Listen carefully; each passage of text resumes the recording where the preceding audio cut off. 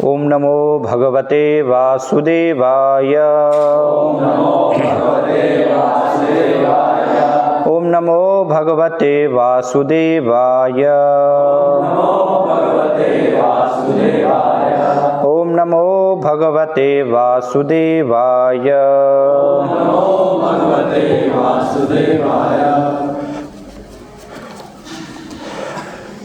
श्रीमद्भागवतम स्कंद 8 अध्याय 20 बलि महाराज द्वारा ब्रह्मांड समर्पण। श्लोक संख्या 1। श्री शुक उवाच बलिरेवं गृहपतिः कुलाचार्येण भासितः तुष्णीं भूत्वा क्षणं राजन् उवाचावहितो गुरुं। श्रीशुक उवाच बलिरेवं गृहपतिः कुलाचार्येण भासितः तुष्णीं भूत्वा क्षणं राजन् उवाचावहितो गुरुं। श्रीशुक उवाच बलिरेवं गृहपतिः कुलाचार्येण भासितः तुष्णीं भूत्वा क्षणं राजन् उवाचावहितो गुरुं। श्रीशुक उवाच श्री सुखदेव गोस्वामी ने कहा,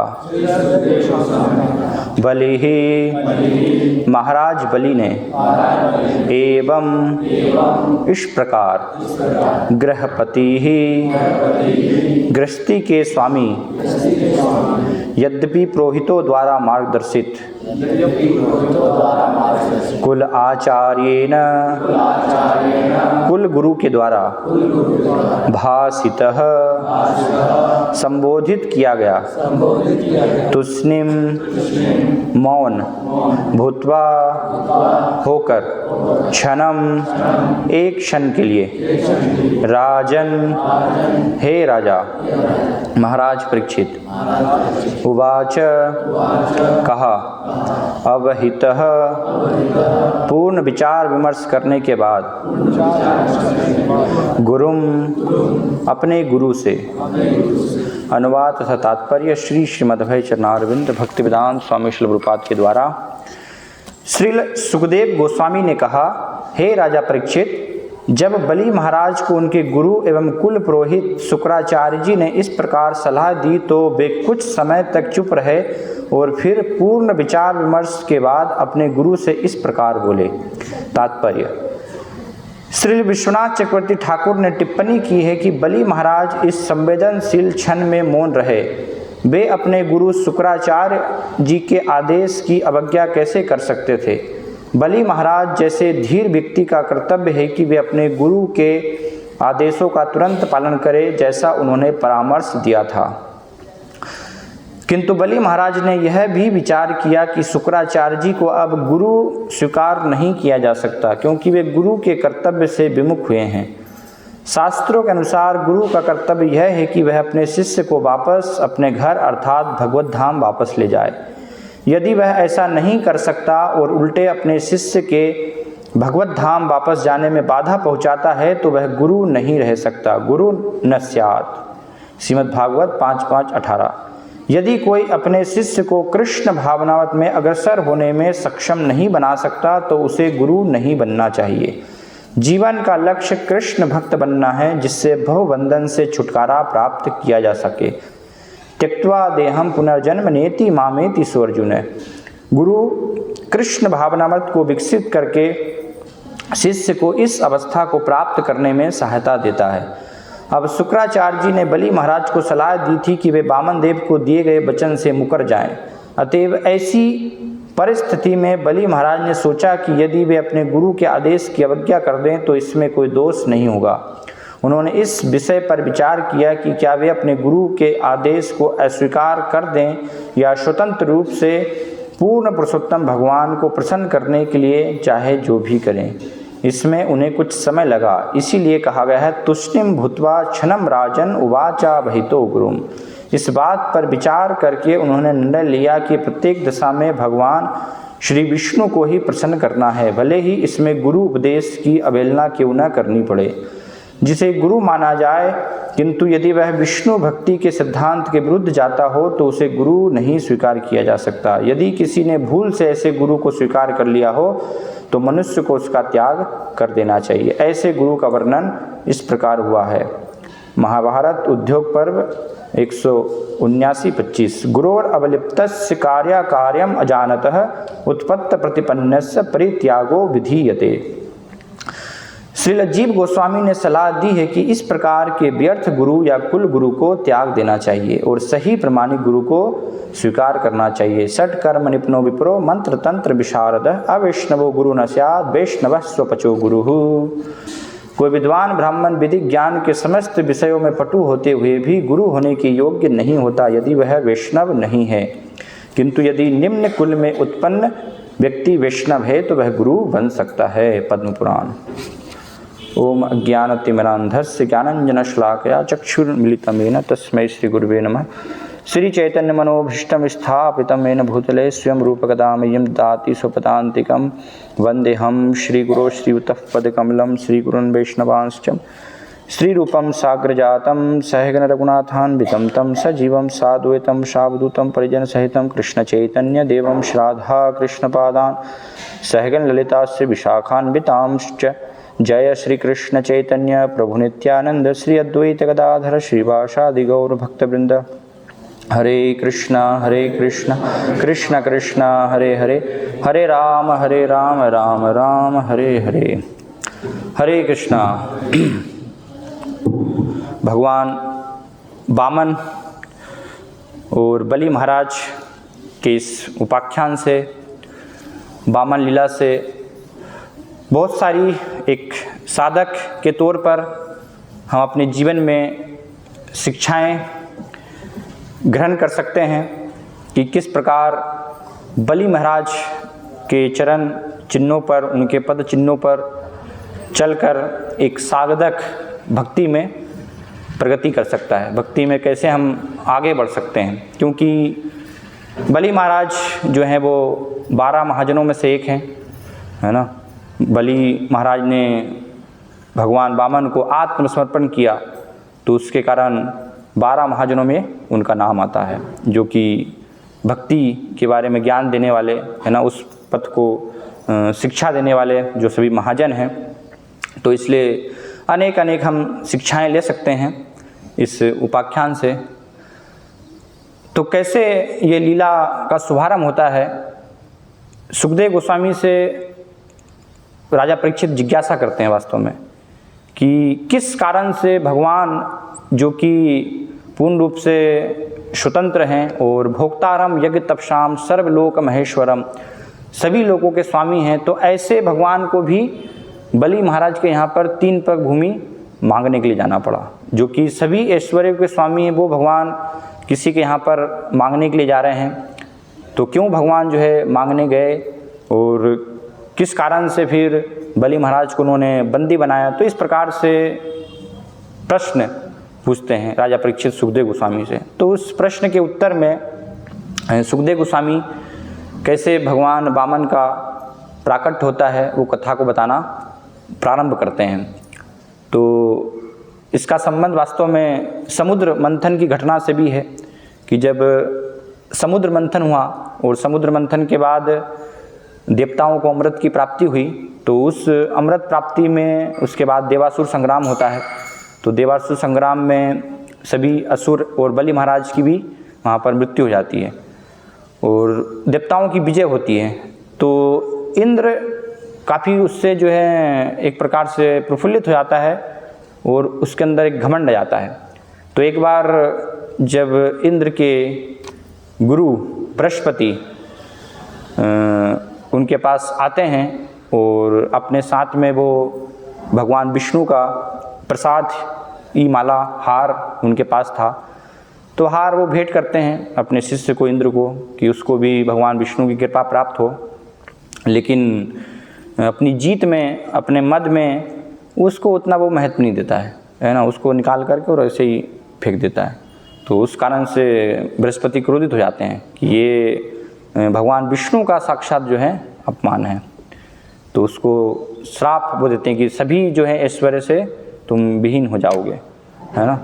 तो इस प्रकार से ये घटना वहाँ पर होती है। तो राजा जो बलि महाराज है, उनकी जो देवासुर संग्राम में मृत्यु हो गई थी, लेकिन उनके गुरु शुक्राचार्य के पास एक विद्या थी जिसे कहा गया मृत संजीवनी विद्या, अर्थात जिसके माध्यम से कोई भी मृत व्यक्ति को जीवित किया जा सकता है दोबारा से। तो बलि महाराज को उस मृत संजीवनी विद्या से शुक्राचार्य जीवित करते हैं और उनको एक विश्वजीत नाम के यज्ञ करने में लगाते हैं। तो इस विश्वजीत यज्ञ का परिणाम ये होता है कि बलि महाराज को उस यज्ञ के माध्यम से ब्राह्मणों के द्वारा शक्ति प्राप्त होती है, कि उनको विशेष रथ प्राप्त होता है, विशेष एक तीर, तरकस, है ना, ये सारी जो हैं वस्तुएं प्राप्त होती हैं। तो उन वस्तुओं को प्राप्त करके और सभी ब्राह्मणों का आशीर्वाद प्राप्त करके इसी क्षण, जबकि इंद्र को भी उनके गुरु से श्राप प्राप्त हुआ है, तो बलि महाराज जो हैं स्वर्गलोक पर आक्रमण करते हैं।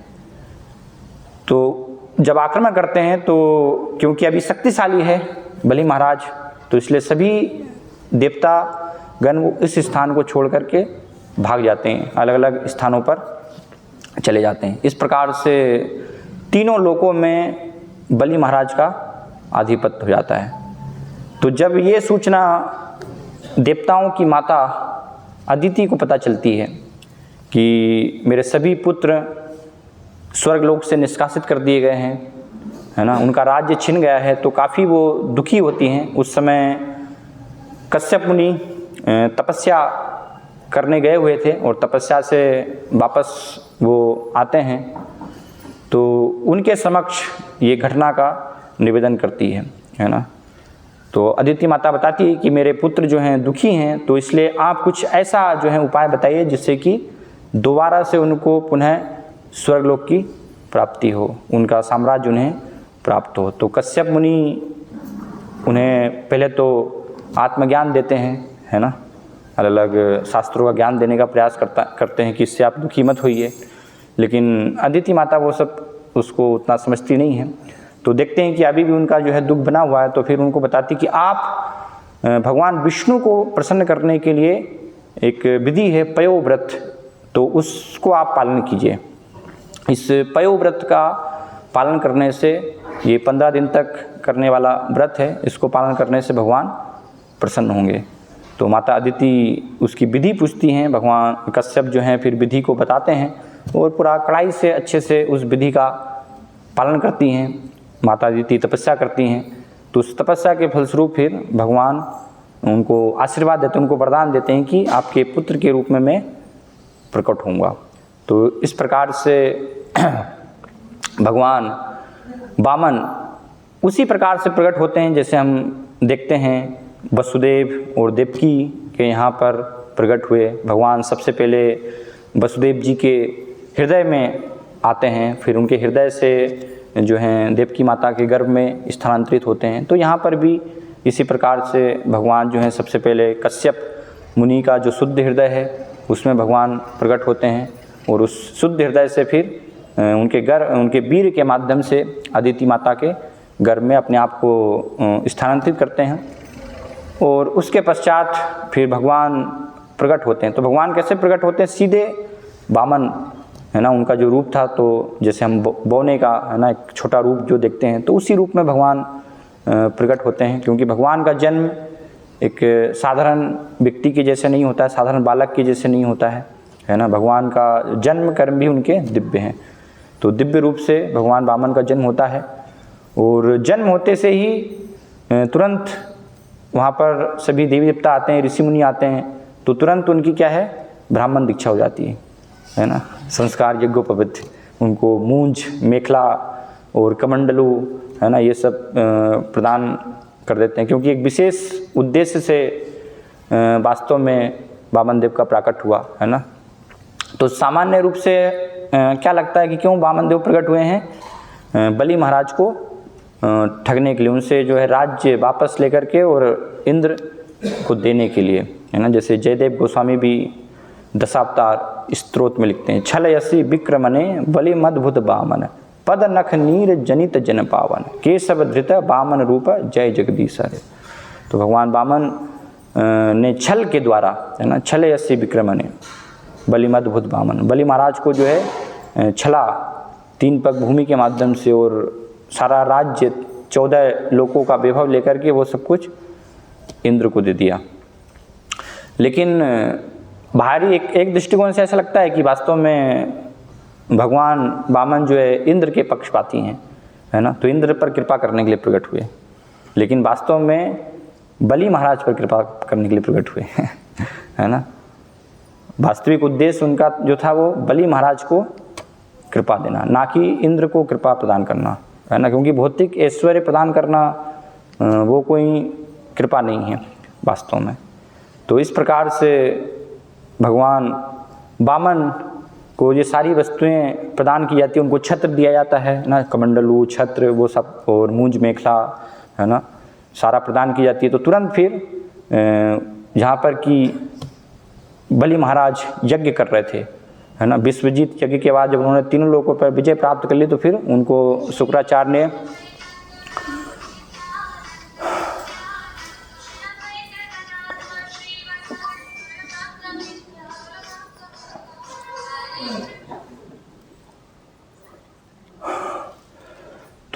आगे उनको अलग अलग जो हैं अश्वमेध यज्ञ करने का भी आदेश देते हैं कि आप जो हैं 100 अश्वमेध यज्ञ कीजिए। तो बलि महाराज भृगुकच्छ, नर्मदा के तट पर भृगुकच्छ एक स्थान है, तो वहाँ पर इस यज्ञ को संपन्न कर रहे थे। तो वामन देव वहाँ पर जाते हैं, है ना, इंद्र के माता अदिति के कार्य को पूरा करने के लिए। तो वहाँ पर जब पहुँचते हैं भगवान वामन, तो बलि महाराज हैं और सारे ऋषि मुनि हैं जो सभी यज्ञ में लगे हुए थे, तो सब बहुत ही प्रभावित हो जाते हैं। क्योंकि जो वामन देव का जो तेज था, तो उस तेज को देख करके सभी वहाँ पर उठ खड़े होकर उनका जो है स्वागत करते हैं। तो और बलि महाराज भी आते हैं, बलि महाराज भी स्वागत करते हैं, वहाँ पर आते हैं कि एक ब्राह्मण जो हैं आए हैं, है ना, और कम उम्र के ब्राह्मण हैं ये। तो उनसे जिज्ञासा करते हैं कि क्यों आप आए हैं, क्योंकि यज्ञ में सामान्यतः हम देखते हैं जो भी ब्राह्मण आते हैं, कभी अगर यज्ञ हो रहा है तो ब्राह्मण कुछ वहाँ पर क्षत्रिय राजा हैं उनसे कुछ भिक्षा प्राप्त करने के लिए, है ना, कुछ दान वहाँ पर लेने के लिए। तो बलि महाराज ने सोचा कि ये भी ब्राह्मण कुछ दान मांगने के लिए ही आए हैं, और वास्तव में वामन देव दान लेने के लिए ही आए थे। तो वामन देव वहाँ पर जो है पहुँचते हैं, तो एक ब्राह्मण के रूप में, क्योंकि वो ब्राह्मण हैं, तो बलि महाराज उनका जो है सत्कार करते हैं। कैसे सत्कार करते हैं? उनका जो है पाद प्रक्षालन करते हैं, है ना, और पाद प्रक्षालन करके वो जल को अपने शीश पर धारण करते हैं। तो अभी तो जो है वचन लिया नहीं है कि 3 पग भूमि दान में देनी है, लेकिन उससे पहले ही ये कृपा भगवान वामन बलि को दे देते हैं, है ना। क्यों देते हैं? तो बहुत महत्वपूर्ण इससे हम शिक्षा ले सकते हैं कि भगवान जो है यहाँ पर समझा रहे हैं, दिखा रहे हैं कि कोई चाहे जो है असुर कुल में भी क्यों ना हो, है ना। तो भक्ति वास्तव में सबके लिए है, इसलिए भक्ति बताया। भक्ति क्या है? अहेतुकी अप्रतिहता, पूर्ण रूप से भक्ति स्वतंत्र है। भक्ति किसी भी परिस्थिति पर आधारित नहीं है कि कोई एक विशेष प्रकार की स्थिति में ही भक्ति कर सकता है, ब्राह्मण ही भक्ति कर सकता है ना, संपन्न परिवार का है वही भक्ति कर सकता है। किसी भी स्थिति में भक्ति की जा सकती है ना। तो ये बलि महाराज के जीवन से हम देख सकते हैं कि उनकी स्थिति कैसी है ना। सब उनके जो मित्रगण हैं वो सब कैसे हैं? सब आसुरिक हैं, सब असुर हैं, है ना, असुर कुल है। पूरा वातावरण आसपास का जो है पूरा भक्ति के प्रतिकूल है, विपरीत है ना। वहाँ पर कोई भक्त नहीं है कि भक्तों का वो संग कर पाए। लेकिन ऐसी स्थिति में भी कोई व्यक्ति अगर दृढ़ संकल्प माने तो वो भक्ति कर सकता है। और दूसरा ये कि उनका संबंध प्रहलाद महाराज से है ना। प्रहलाद महाराज के कुल में बलि महाराज प्रकट हुए हैं। प्रहलाद महाराज के पुत्र विरोचन और विरोचन के पुत्र बलि महाराज। तो इसलिए भगवान वामन ने जो है उनको अपने जो है चरण कमलों का प्रसाद प्रदान किया जाते से ही, है ना। क्योंकि ये इतनी कोई संभावना नहीं है कि आसुरिक कुल में उत्पन्न हैं और देवताओं से युद्ध भी लड़ रहे हैं और उनको भगवान अपने चरणों की कृपा दे देंगे, है ना। लेकिन वो कृपा जो है क्यों प्रदान की, क्योंकि एकमात्र उनका संबंध जो है प्रहलाद महाराज से है। तो भगवान बताते हैं ना, शास्त्रों में वर्णन आता है, जैसे चेतन चेतामृत में वर्णन आता है कि अगर मेरे भक्त के घर का जो है कुत्ता भी है तो उसका भी मैं ध्यान रखता हूँ, है ना। भगवान की ये प्रतिज्ञा है कि जो भी भक्तों के कुल में परिवार में अगर एक छोटा से छोटा जीव भी है तो भगवान उस पर भी अपनी कृपा बरसाते हैं, है ना। उसको भी अपने धाम में स्थान प्रदान करते हैं। तो यहाँ तो महान भक्त प्रहलाद महाराज के कुल से संबंधित है बलि महाराज, और बलि महाराज भी भक्त हैं, है ना। आसुरिक स्थिति में हैं, वो इस प्रकार के वातावरण में हैं, लेकिन ब्राह्मणों का सत्कार करना, भगवान विष्णु की उपासना, तो वो सब प्रहलाद महाराज से उनको संस्कार प्राप्त हुए हैं, उनको वो कृपा प्राप्त हुई है। तो उस कारण से उनके अंदर वो सारी चीज़ें हैं। तो इस कारण से जो है भगवान वामन देव उनको ये कृपा प्रदान करते हैं अपने चरण कमलों का। भी तो भगवान के चरण कमलों से सबको जगत पावन करने वाली गंगा जल भी प्रकट नहीं हुआ है ना। वो तो बाद में जो है प्रकट होगा, लेकिन उससे पहले ही अपना पाद प्रक्षालित जल जो है वो कृपा बलि महाराज को प्रदान कर देते हैं, ताकि सभी उनके तुरंत क्या हैं, पाप धुल जाएं, है ना। तो जो गंगा जी आगे चल कर के वामन देव के चरण कमलों से निकली और आज तक हम देख रहे हैं कि सारे जगत को जो है पावन बना रही है ना, सभी के पापों को धो रही हैं, तो वो चरण जल जो है कितना फिर प्रभावशाली है। तो तुरंत जो बलि महाराज के कुछ अगर पाप थे भी, है ना, आसुरिक संग के कारण, तो वो सभी पाप बस पाद प्रक्षालन करने से, वामन महाराज का वहाँ पर स्वागत करने से और उस चरण कमल जल जो है उसको अपने शीश पर धारण करने से सभी उनके पाप तुरंत नष्ट हो जाते हैं। पूर्ण रूप से उनका हृदय शुद्ध हो जाता है ना। सारा कलमश हृदय से पूरा दूर हो जाता है। तो इसलिए भक्तिमठ ठाकुर भी एक अपने भजन में प्रार्थना करते हैं, है ना, कि अगर मैं शुद्ध भक्तों के यहाँ, है ना, वैष्णवों के यहाँ अगर एक उनके घर का एक कुत्ता भी बन पाऊँ तो वो भी मेरे लिए सौभाग्य होगा, है ना। क्योंकि अगर शुद्ध भक्तों के यहाँ कुत्ता भी बन गए तो वो भी आपको कृपा प्राप्त हो जाएगी, है ना। वहाँ पर प्रसाद मिलेगा, कीर्तन सुनने को मिलेगा, तो इस प्रकार से जो है कल्याण हो जाएगा, है ना। क्योंकि भगवान हमेशा जो है शुद्ध भक्त और उनके संपर्क में जो भी है उनका हमेशा ध्यान रखते हैं। चेतन महाप्रभु की लीला में सार्वभौम भट्टाचार्य और अमोक का भी उपाख्यान आता है, तो उसमें भी यहाँ पर वर्णन आता है ना, कि अमोक को भी भगवान जो है वहाँ पर बाद में कृपा देते हैं, उसको जब चेतन महाप्रभु के प्रति अपराध करने के कारण और रोग हो जाता है ना। लेकिन वहाँ पर कृपा की, तुम्हारा संबंध जो है सार्वभौम भट्टाचार्य से है ना। सार्वभौम भट्टाचार्य जो है मेरे भक्त हैं और उनसे तुम्हारा संबंध है, तो तुम्हारे अंदर जो है ये कलमश फिर कैसे रख सकता है। तो ऐसे हम अनेक इस प्रकार के उपाख्यान शास्त्रों में देखते हैं। तो इस कारण से बलि महाराज को वामन देव यहाँ पर कृपा प्रदान करते हैं और फिर पूछते हैं कि आप किस प्रकार से यहाँ पर आगमन हुआ। तो अपना उद्देश्य वामन देव जो है बताते हैं कि आप पहले तो उनको, उनकी जो है एक प्रकार से उनको प्रोत्साहित करते हैं, है ना। उनके कुल का बखान करते हैं कि आपका कुल जो है बहुत ही महान है ना। प्रहलाद महाराज के कुल में आप प्रकट हुए हैं, जिसमें कि कोई भी दान देने में संकोच नहीं करता है, कोई भी कंजूस नहीं है, इस प्रकार वहाँ पर वर्णन आ रहा है ना। सभी उदार भाव से जो हैं ऐसे ब्राह्मणों को दान देने वाले हैं और अपने वचन का जो है पालन करने वाले हैं। तो इस प्रकार से बड़ाई करने के बाद, है ना, और ये ऐसा नहीं कि झूठी बड़ाई कर रहे हैं, वास्तविकता में वो उनके कुल का जो है वर्णन करते हैं वामन देव। फिर बोलते हैं कि मेरे जो हैं कदमों से 3 पग भूमि आप जो है ना मुझे दान में दीजिए। तो बलि महाराज सुन करके बहुत ही हंसने लगते हैं कि मैं सारा जो है पृथ्वी का सम्राट हूँ, है ना। तो बलि महाराज तो क्या सब तीनों लोगों के सम्राट हैं, कुछ भी दे सकते हैं वो, है ना। पूरा विशाल साम्राज्य प्रदान कर सकते हैं कि जीवन में कभी कुछ मांगना ही न पड़े। तो इस प्रकार से बलि महाराज कहते भी हैं, है ना, कि आप जो हैं मेरे कुल का बखान कर रहे हैं, बड़े बड़े जो हैं ज्ञानियों की जैसी बातें कर रहे हैं, है ना, इस प्रकार से। लेकिन आपकी बुद्धि अभी जो है उतनी परिपक्व नहीं है, क्योंकि आप केवल जो है यहाँ पर आकर 3 पग भूमि मांग रहे हैं, है ना। तो 3 पग भूमि अगर एक छोटा सा बालक जो है नापेगा तो कितनी सी होगी, बहुत ही कम, है ना, उससे क्या हो पाएगा। इस प्रकार से बलि महाराज ने वहाँ पर विचार किया।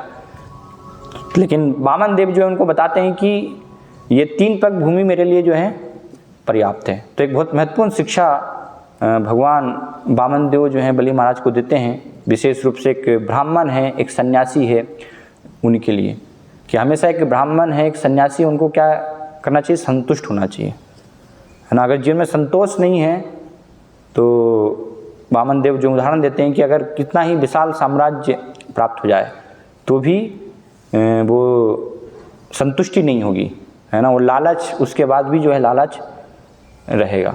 तो इसलिए व्यक्ति को लालची नहीं होना चाहिए, है ना, उसको लोभ नहीं होना चाहिए, जो भी उसको प्राप्त हुआ उसमें संतोष होना चाहिए। ब्राह्मण और सन्यासी का एक गुण वहाँ पर जो है प्रकट करते हैं, बताते हैं कि संतुष्टि उसी में ही एकमात्र, जितनी आवश्यकता है ना, आवश्यक। और एक अप्रत्यक्ष रूप से बलि महाराज को जो है इसके माध्यम से वामन देव बताते हैं कि आपके पास जो है आवश्यकता से अधिक धन है, आपने आवश्यकता से अधिक भूमि अपने पास रखी हुई है ना। जैसे ईशोपनिषद में भी मंत्र आता है, ईशावास्यमिदं सर्वं यत् किंचित् जगत्याम जगत तेन त्यक्तेन भुंजिता माग्रद कस्युद्धनम, है ना। तो हर एक व्यक्ति को भगवान ने जो है सबके लिए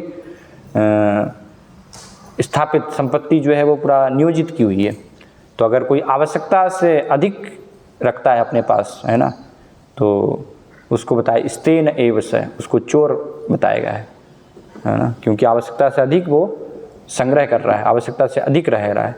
तो इस प्रकार से अप्रत्यक्ष रूप से बलि महाराज को वहाँ पर प्रदर्शित कर रहे हैं कि आपने तीनों लोगों के जो हैं आप सम्राट हैं, पूरा साम्राज्य आपके पास है, तो आपने आवश्यकता से अधिक जो है भूमि रखी हुई, इतनी की वास्तव में आपको आवश्यकता नहीं है। वो जब आवश्यकता से अधिक हो जाती है तो क्या होता है, उसका व्यय होता है ना। फिर वो जो भी आवश्यकता से अधिक चीज़ है तो वो व्यर्थ के कार्यों में खर्च होती है, वो कभी भी धर्म के कार्यों में चीज़ नहीं लग पाती है। अगर व्यक्ति के पास आवश्यकता से अधिक आ जाए तो फिर हम देखते हैं, है ना, लोग गलत कार्यों में उस धन का उपयोग करते हैं, है ना, मांसाहार, शराब, ऐसे सब गलत कार्यों में उसको लगाएंगे।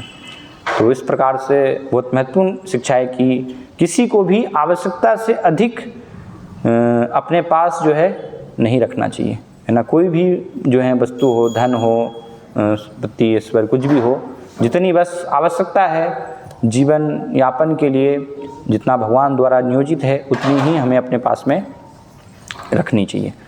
तो इस प्रकार से 3 पग के लिए ही भगवान वामन देव उनको जो है बोलते हैं और कहते हैं कि आप जो है इस 3 पग भूमि को ही मुझे दान दीजिए और इसके लिए प्रतिज्ञा बद्ध होइए, है ना, इसके लिए आप जो है संकल्प कीजिए। तो बलि महाराज उसके लिए संकल्प करते हैं कि ठीक है, 3 पग जो है मैं भूमि आपको दूंगा। वास्तव में उन्होंने संकल्प तो पहले ही कर लिया था, जब वामन देव आए और उनके तेज को देखा, है ना, जब उन्होंने मांग की तो तुरंत कि जो भी ये चाहते हैं मैं उनको ये वास्तव में प्रदान करूंगा। लेकिन फिर भी एक सभी लोगों के समक्ष, है ना, एक वचन कि हाँ ये दान देने के लिए प्रतिबद्ध हो रहे हैं, तो वचन वो लेते हैं। तो जब वचन ले रहे थे तो उसी समय जो उनके गुरु थे शुक्राचार्य, है ना, तो वो जान जाते हैं कि ये वास्तव में वामन के वेश में साक्षात विष्णु है ना, और ये देवताओं के कार्य को पूरा करने के लिए यहाँ पर आए हैं। तो वास्तव में 3 पग भूमि मांग रहे हैं, लेकिन 3 पग भूमि में तो ये सब कुछ बलि महाराज का ले लेंगे, सब कुछ हर लेंगे। तो इसलिए फिर शुक्राचार्य जाते हैं बलि महाराज के पास, और बलि महाराज को क्या कहते हैं कि तुम जो वचन देना चाहते हो तो उस वचन से मुकर जाओ उस वचन को मत दो। और शास्त्र से शुक्राचार्य जो हैं श्लोक भी उद्धृत करते हैं कि स्त्री सु नर्म विवाहे सु, है ना, अगर कोई स्त्री है और विवाह है, प्रसंग है ना, तो और ऐसे आगे बताते हैं कुछ कुछ कारण। तो ऐसे सब कार्यों में क्या है, व्यक्ति अपने वचन से मुकर सकता है ना, वहाँ पर वो झूठ बोल सकता है। तो ये बलि महाराज को शुक्राचार्य बोल रहे हैं कि जो भी आप ये 3 पग देने का आप वचन दे रहे हैं तो इससे आप जो हैं मुकर जाए, इसको मत दीजिए, है ना।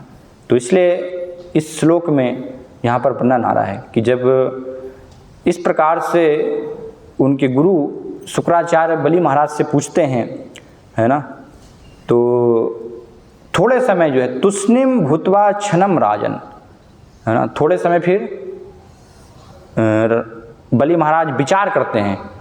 तो क्या विचार कर रहे हैं, वो विचार ये कर रहे हैं, वास्तव में विचार कर रहे हैं साधु गुरु शास्त्र के अनुसार, है ना, कि बलि महाराज ने जो है विचार किया कि पहले तो शुक्राचार्य ने इससे पहले कहा था कि धर्म के कार्यों में हमेशा जो है सत्य का पालन करना चाहिए, एक व्यक्ति को सत्यवादी होना चाहिए, और अभी ये बोल रहे हैं कि सत्य से मुकर जाओ। तो ये तो यहाँ तो कथनी और करनी में अंतर लग रहा है है ना, इनका जो कहा गया है और इनकी करनी है, अभी जब व्यवहारिक यहाँ पर स्थिति सामने आई है तो यहाँ पर जो है दोनों विपरीत स्थिति है ना। तो थोड़ा विचार, इसलिए हमेशा जो है एक साधक को साधु गुरु और शास्त्र के अनुसार विचार करना चाहिए। इसलिए नरोत्तम दास ठाकुर बताते हैं ना, साधु गुरु शास्त्र वाक्य तीनों तो करिया एक, है ना। कोई भी सिद्धांत है उसको हमें समझने के लिए ऐसा नहीं कि ये गुरु हैं, है ना, तो हमारे गुरुदेव हैं इसलिए जो भी गुरु बोलेंगे तो बस उसको आंख बंद करके हमें स्वीकार करना है ना। जो भी अगर कोई वरिष्ठ वक्त बोल रहे हैं तो हाँ उसको आंख बंद करके हमें स्वीकार करना है, नहीं, वो अंधानुकरण नहीं होना चाहिए, है ना। हर जो भी है उसको साधु गुरु शास्त्र के अनुसार हमें देखना चाहिए कि गुरु जो भी बोल रहे हैं वो हमेशा साधु और शास्त्र के अनुसार सम्मत होना चाहिए, तो ही वो गुरु है। वास्तव में गुरु की ये परिभाषा बताई गई कि जो गुरु बोलते हैं वो हमेशा साधु और शास्त्र के अनुसार होता है। अगर साधु और शास्त्र के अनुसार गुरु नहीं बोल रहे हैं, गुरु अपने मन से बोल रहे हैं, तो फिर वो गुरु नहीं हो सकते, है ना। तो इसलिए यहाँ पर बलि महाराज ने विचार किया कि पहले तो शुक्राचार्य ने जो है ऐसा बोला था, और अभी जो है मुझे सत्य से विपत्त होने के लिए कर रहे हैं, है ना। और शास्त्रों में तो बताया गया कि अगर सत्य से कोई विपत्त होता है एक बार वचन देने के बाद तो उसको नरक जाना पड़ेगा, है ना। बलि महाराज को ये सब ज्ञात था, शास्त्रों को वास्तव में वो जानते थे, है ना।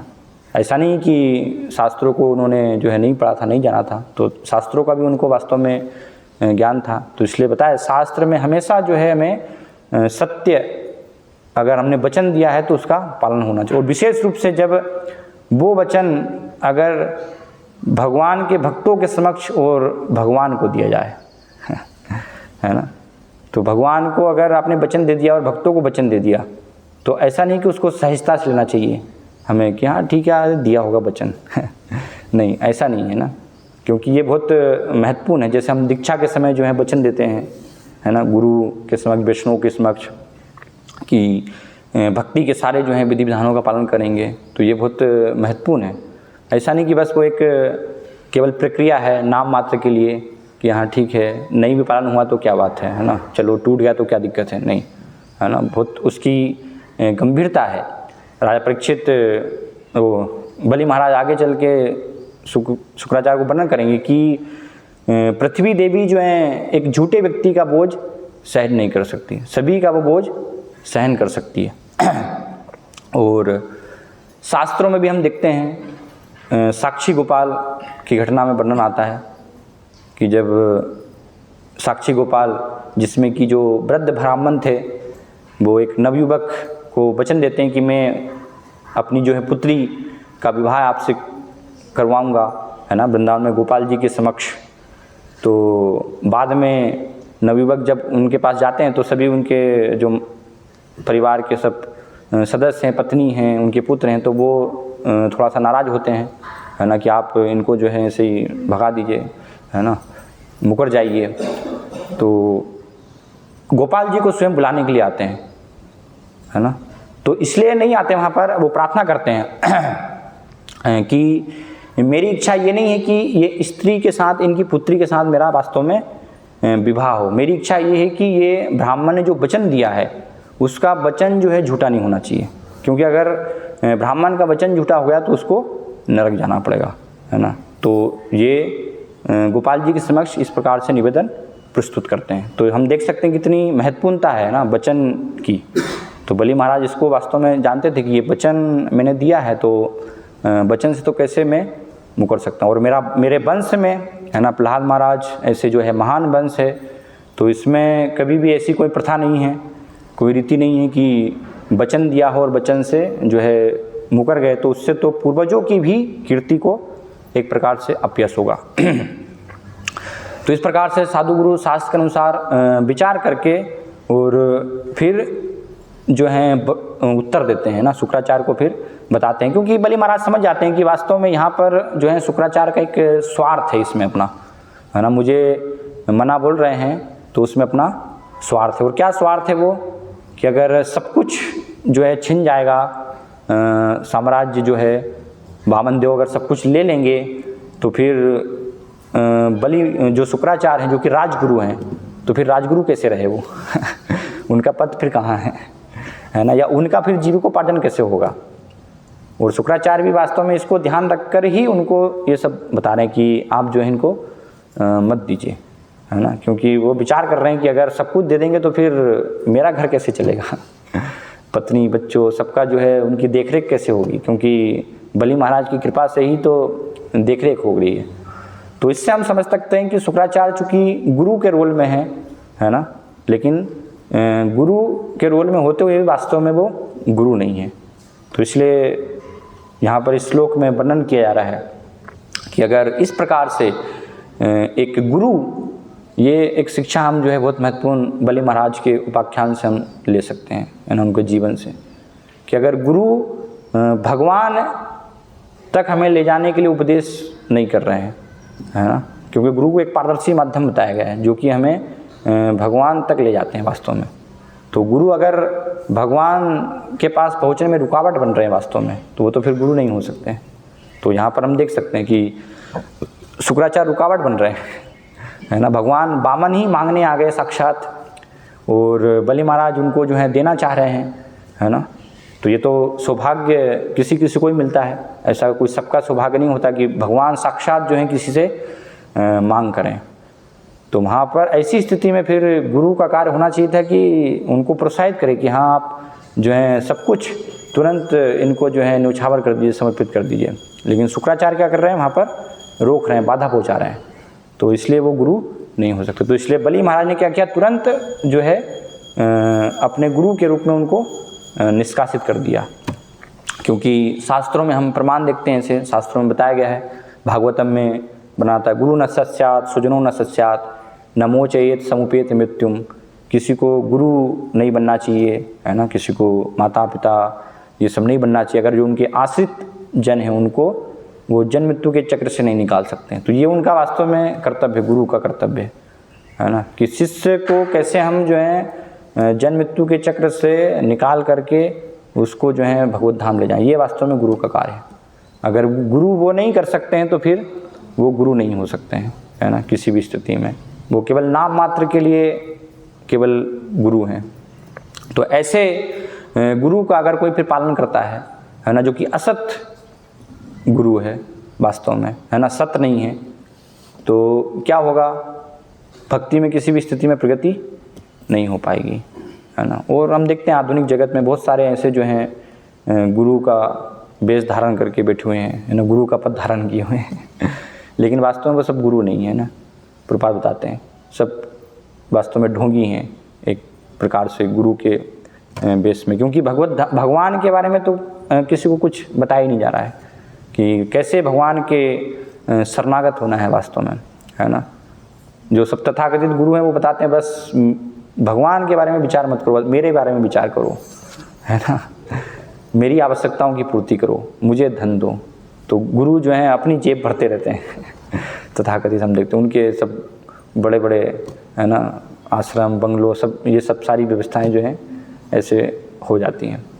तो इसलिए एक बुद्धिमान व्यक्ति को जो है विचार करना चाहिए शास्त्र के माध्यम से ना, कि क्या वास्तव में गुरु की योग्यता है, गुरु किसे जो है कहा गया है। तो इसलिए यहाँ पर शास्त्रों से उल्लेख किया जा रहा है, षट्कर्म निपुणो विप्रो मंत्र तंत्र विशारद, अवैष्णवो गुरु न सचाद वैष्णवो स्वपच गुरु, कि जो षट्कर्म निपुणो मंत्र तंत्र विशारद, है ना, इसमें सब जो हैं जो ब्राह्मण के 6 गुण बताए गए हैं उसमें कोई निपुण है ना, यजन याजन पठन पाठन दान प्रतिग्रह, और मंत्र तंत्र में जो है वो अच्छा विशारद है ना, उसको पूरा ख्याति प्राप्त और लेकिन ये सब होने के बाद भी बहुत विद्वान है ना, लेकिन अवैष्णव अगर है, वैष्णव नहीं है ना, भगवान का भक्त नहीं है, भगवान को जो है वो समर्पित नहीं है, तो फिर वो गुरु नहीं हो सकता। अवैष्णव गुरु न स्यात्, है ना। वो दूसरी तरफ अगर कोई कितना ही निम्न कुल में क्यों ना हो, है ना, स्वपच अर्थात जो है चंडाल कुल में, कुत्ते के मांस खाने वाले कुल में भी अगर कोई व्यक्ति हो, लेकिन वो क्या है, वैष्णव है, तो वो गुरु बनने के योग्य है। इसलिए चेतन महाप्रभु और रामन राय संवाद में भी वर्णन आता ना, किवा विप्र किवा न्यासी शूद्र के निर्णय जय कृष्ण तत्वविद्या सही गुरु है, कि कोई जो है ब्राह्मण है ना, कोई सन्यासी है, कोई गृहस्थ है, तो इससे बाहरी ये परिस्थितियों से कोई अंतर नहीं पड़ता है ना, कि सन्यासी कोई होगा तो ही वो गुरु होगा। कई बार लोग विचार करते हैं कि ये सन्यासी हैं, इन्हीं को हम गुरु बनाएंगे, है ना, ये भारतीय हैं, इन्हीं को गुरु बनाएंगे, ये अमेरिका नहीं है तो गुरु बनने के योग नहीं है क्योंकि ये पाश्चात्य जगत के हैं, है ना। तो भारत के गुरु होना चाहिए यहाँ के जो है ना, और ब्राह्मण होना चाहिए तो ही वो गुरु हैं। ये तो शूद्र कुल में है, तो ये कैसे गुरु हो सकते हैं। लेकिन स्वयं हम देख सकते हैं चेतन महाप्रभु की लीला से कि कोई किसी भी कुल में हो, है ना, स्वपच कुल में क्यों ना हो, वो वाली वर्णाश्रम से बाहर क्यों ना हो, लेकिन अगर वो कृष्ण तत्ववेत्ता, है ना, कृष्ण तत्व के विज्ञान को वास्तव में जानने वाले हैं और उसको अगर दूसरों को प्रदान कर सकते हैं तो वो फिर गुरु हो सकते हैं। और अगर कोई व्यक्ति उनकी शरण लेगा तो वास्तव में उसको भगवत धाम की प्राप्ति होगी, वो उसको ले जा सकते हैं, क्योंकि सक्षम है वो, है ना, भगवान के धाम ले जाने में वो वास्तविक गुरु हैं, क्योंकि अपने हृदय में उन्होंने भगवान को, भगवत तत्व को वास्तव में धारण किया हुआ है। और दूसरी तरफ अगर बाहरी दृष्टिकोण से कोई कितना ही शक्तिशाली भी हो, प्रकांड भी हो, लेकिन भगवान के शरणागत नहीं, जैसे शुक्राचार्य हैं, उनके पास सब शक्तियाँ हैं बहुत सारी, है ना, मृत संजीवनी शक्ति है और अलग अलग यज्ञ करना जानते हैं, है ना, और ब्राह्मण के रूप में बहुत प्रतिष्ठित हैं, बहुत महान जो हैं वो श्राप देने की, वरदान देने की, वो सब उनके पास जो है शुक्राचार्य के पास शक्ति थी। लेकिन ये सब होने के बाद भी भगवान विष्णु के प्रति जो है प्रेम नहीं है उनके हृदय में, भक्ति नहीं है, तो वो सब नहीं है, तो फिर वो किसी भी अपने शिष्य को जो है भगवत धाम नहीं पहुंचा पाएंगे। भौतिक जगत में कार्यकलापों में उसको जो है थोड़ा बहुत मार्गदर्शन वो दे सकते हैं, है ना। शुक्राचार्य का वास्तव में असुरों के प्रति यही कार्य था कि कैसे भौतिक जो साम्राज्य है, इंद्रपद है, वो प्राप्त कर लें, है ना, युद्ध करके, तो वो इसमें सब जो है उनको मार्गदर्शित करते थे। तो इसलिए ये हमें समझना है ना, कि अगर ऐसी स्थिति होती तो फिर उस स्थिति में क्या करना चाहिए, बुद्धिमान शिष्य को गुरु का त्याग कर देना चाहिए, उसमें कोई हानि नहीं है ना। कई बार लोग सोचते हैं कि गुरु अपराध हो जाएगा अगर गुरु का हम त्याग कर देंगे तो, है ना। तो इसलिए यहाँ पर शास्त्रों से, महाभारत से एक उपाख्यान जो है वर्णन किया जा रहा है ना, महाभारत में बताया जा रहा है। भीष्म पितामह के उपाख्यान में भी हम देखते हैं, तो भीष्म पितामह वास्तव में ये उल्लेख करते हैं, जब भीष्म पितामह के पास परशुराम आते हैं, है ना, और उनको बोलते हैं कि आप जो हैं अम्बा के साथ विवाह कर लीजिए, है ना, क्योंकि वो उनके पास जाती है, उनसे निवेदन करती हैं इस प्रकार से कि आप उनको कहिए आपके शिष्य हैं तो मुझे जो है स्वीकार करें। लेकिन भीष्म पितामह जो है तो उनका तो ब्रह्मचर्य व्रत है, आजीवन ब्रह्मचारी व्रत, है ना, तो आजीवन ब्रह्मचारी व्रत है और उनको इस प्रकार से जहाँ पर कि बिल्कुल आवश्यक नहीं है, जो धर्म के अनुसार नहीं है ना, तो परशुराम उनको आदेश देते हैं कि आप जो है विवाह कीजिए। तो वहाँ पर फिर ये श्लोक जो है भीष्म पितामह बताते हैं, गुरोर अवलिप्तस्य कार्याकारम अजानतः उत्पत्ति प्रतिपन्नस्य परित्यागो विधीयते, कि अगर गुरोर अवलिप्तस्य, है ना, गलत कार्यों में वो लिप्त हैं और क्या सही है, कार्याकारम अजानतः, उनको पता नहीं है ना, कि सही क्या है, गलत क्या है ना, शास्त्र सम्मत क्या है, क्या शास्त्र सम्मत नहीं है, तो ऐसे गुरु का फिर क्या है, परित्यागो विधीयते, उनका जो है परित्याग कर देना चाहिए। वो परित्याग करके फिर एक वास्तविक गुरु जो कि कृष्ण तत्ववेत्ता हैं उनकी वास्तव में शरण लेनी चाहिए, क्योंकि अगर ऐसे गुरु की शरण में है तो वो व्यक्ति कभी भी फिर भगवत धाम नहीं जा पाएगा, भक्ति में उसकी प्रगति नहीं हो पाएगी।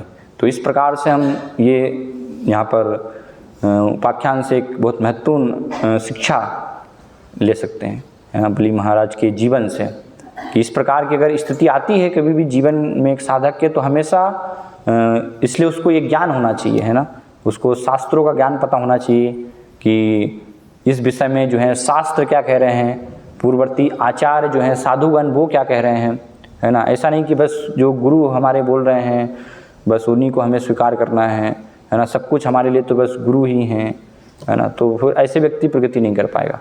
उसको हमेशा जो है तीनों का पता होना चाहिए, गुरु, साधु, शास्त्र, तो वास्तव में फिर वो सही रूप से प्रगति कर पाएगा, वो पहचान पाएगा कि हाँ, जो भी गुरु बोल रहे हैं तो ये शास्त्र के अनुसार बोल रहे हैं, पूर्ववर्ती साधुओं के अनुसार बोल रहे हैं, तो इसलिए ये वास्तव में गुरु हैं। ऐसा नहीं कि मैं बस अंधानुकरण, आँख बंद करके उनका अनुसरण कर रहा हूँ। अगर आँख बंद करके अनुसरण करेंगे तो फिर जो है दोनों की नरक में गति होगी ढोंगी गुरु की भी और ऐसे जो है आलसी चेलों की भी नरक में गति बताई गई है ना। एक कहावत बताई गई है, ढोंगी गुरु और आलसी चेला दोनों नरक में ठेलम ठेला तो इस प्रकार से उनकी जो है गति होती है। तो ये हम जो है महत्वपूर्ण शिक्षा बलि महाराज के इस उपाख्यान से सीख सकते हैं, है ना, जान सकते हैं। और कैसे बलि महाराज जो कि ये इतनी सारी जो है उनकी घटनाएं जब घटी, इस प्रकार से उन्होंने गुरु का त्याग कर दिया, है ना, बाद में तो सब कुछ फिर उनका छीन गया। वामन देव ने 2 पग में ही जो है सब कुछ नाप लिया, 1 पग में सारे नीचे के लोग, और अपने शरीर का जब विस्तार किया तो उससे पूरा आकाश, है ना, उसकी नाप ले ली। फिर 1 पग, दूसरा पग जो है तो उससे पूरा ब्रह्मलोक तक उसको लेकर के गए, है ना, ब्रजा नदी तक। तो ब्रजा का जल फिर उनके जो है नाखूनों के तेज से वहाँ से प्रकाशित होता है, वो आता है वहाँ से। इस प्रकार से गंगा जी का प्राकट्य हुआ। तो ऐसे 2 पग में ही सब कुछ जो है नाप लेते हैं, है ना। और तीसरा पग जो है वचन उनका अभी पूरा नहीं हुआ है, तो उनको इस कारण से गरुड़ जी के द्वारा बंदी भी बनाया जाता है ना, वरुण पास में फिर उनको बंदी बना लिया जाता है।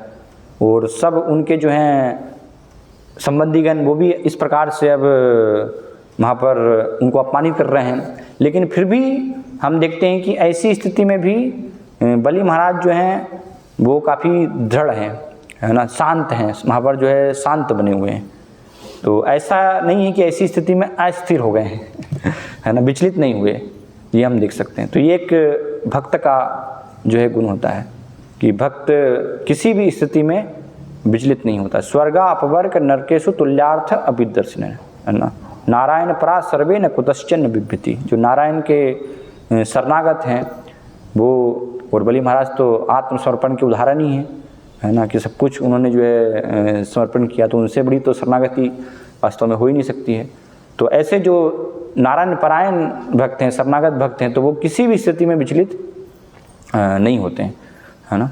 हम देखते हैं लोग थोड़ी थोड़ी स्थिति में विचलित हो जाते हैं, लेकिन बलि महाराज के अगर हम विचार करें तो उनके समक्ष जो स्थिति हुई है तो वो क्या स्थिति होगी कि पूरा साम्राज्य जो है छिन गया है अभी, है ना, सब कुछ कहाँ तो 14 लोगों के जो हैं सब के वो पूरे एकमात्र अधिपति हैं, और एक क्षण में अभी बस अब भिखारी बन गए हैं है ना, कुछ भी नहीं है उनके पास, सब कुछ जो है छिन गया। तो अगर अचानक से एकदम से व्यक्ति को ऐसा झटका पड़ जाए तो हम देखते हैं बहुत ही जगत में लोगों को हार्ट अटैक आ जाता है थोड़ा सा कुछ होता है तो बिल्कुल लोग जो है सदमे में चले जाते हैं कि ये क्या हो गया अचानक से।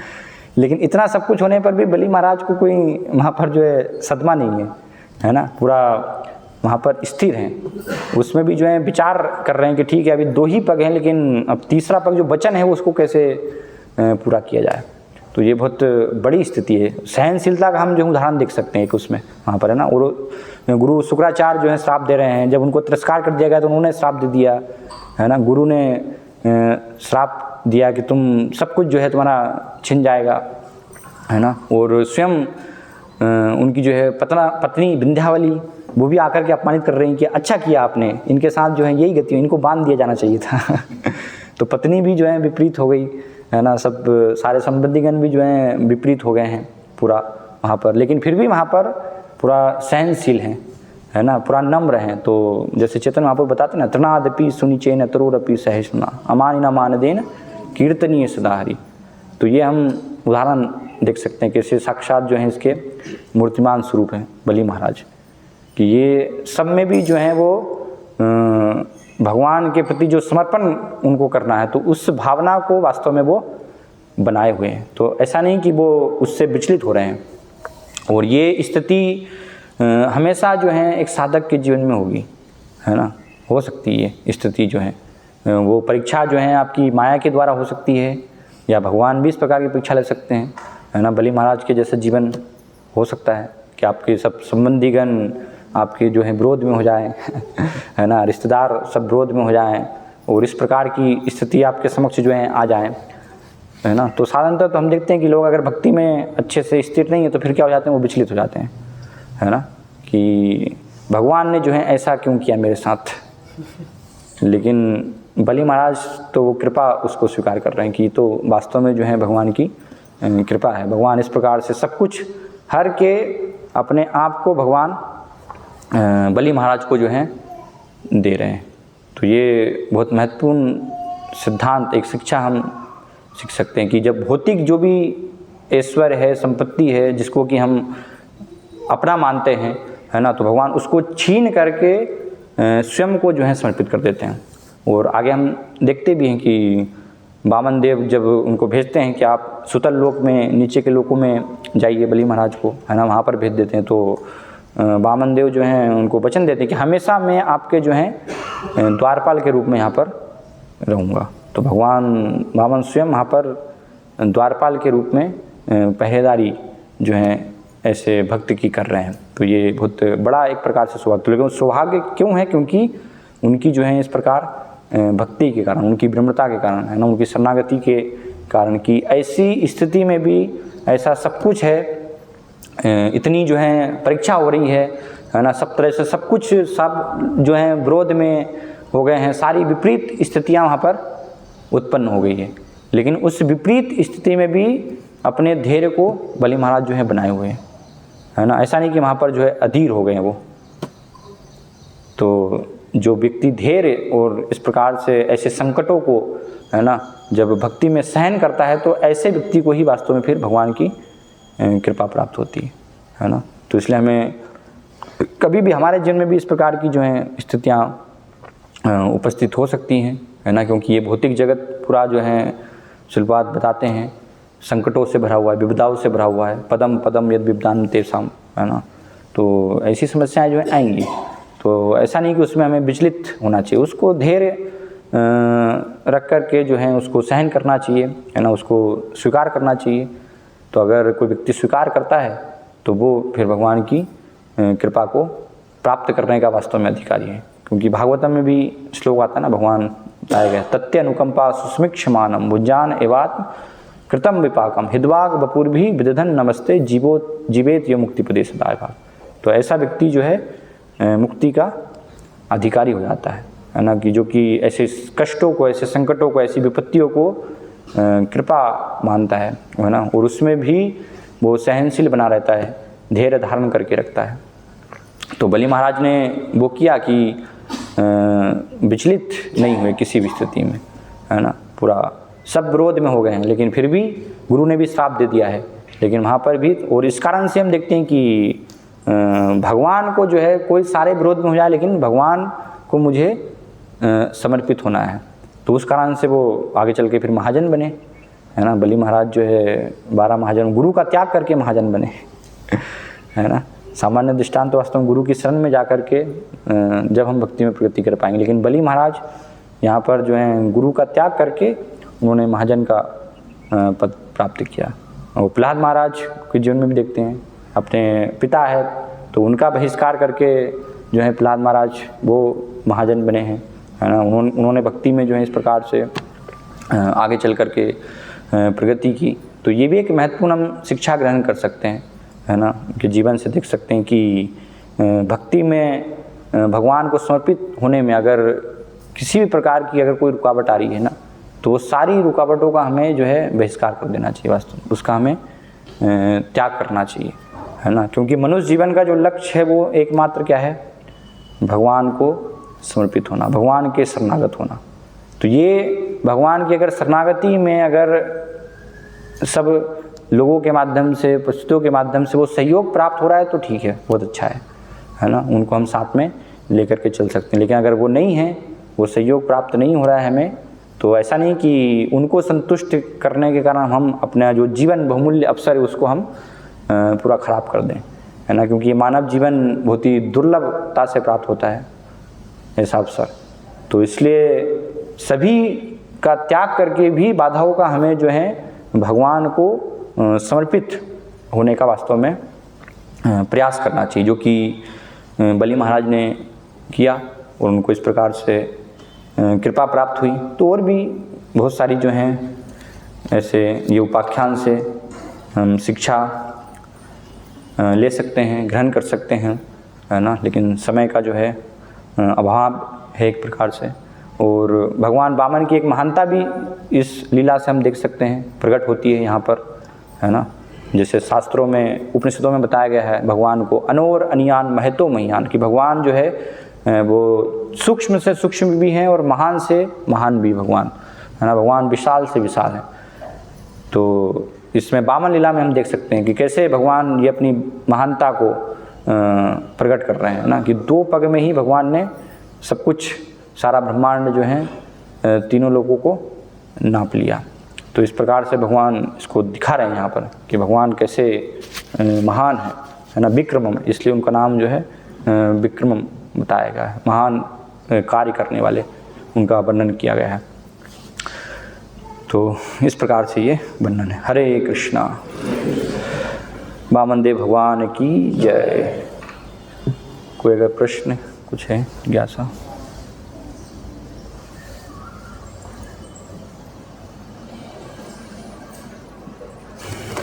ठीक है। हरे कृष्णा। श्रील प्रभुपाद की जय।